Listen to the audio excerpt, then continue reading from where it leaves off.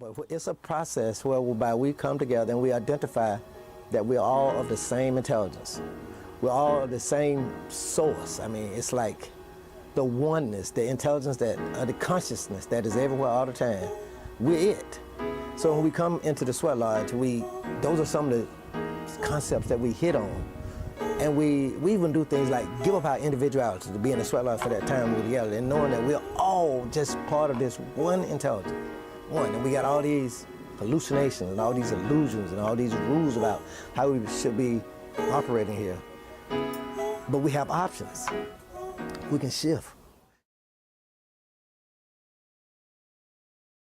All right. Yeah, I'm Robert Pugh, and the land trust. This was a piece of property that Marta owned when they was putting the rail station in place.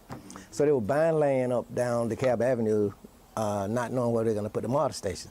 So once they had decided where they were going to put the stations, this was a piece of property here that they owned that they weren't going to do anything with. So the neighbors got together and purchased it. You know, they got a mortgage, and now they own it. And they turned it into a trust so that nothing will ever be built here. You know, it can't be developed. In 1970, I was in Vietnam. So in the mid-80s, I was diagnosed with post-traumatic stress disorder. And as a result of that, they had me going to, the VA had me going to psychiatrists, psychologists, groups, had me on psychotic drugs. So all these things had such an impact on me. But what really saved me was the group. The dynamics of the group is what helped me to find some balance in myself. So once I was done with it, I started recognizing some symptoms that some brothers had that was similar to the ones that I had. So I would get them together in these groups and start sharing with them. And that's when we started going to the saunas up on Beaufort Highway. And when I got here, I started bringing them here.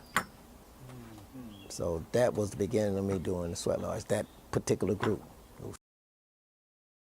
Well, you see, one of the things about, we don't, as men, we've sort of been conditioned not to expose anything that doesn't seem to be really firm and we tight. Like, we live in our egos, in our heads. So, to show some hurt or some pain or something that you rather not be seen, usually we don't move toward that direction.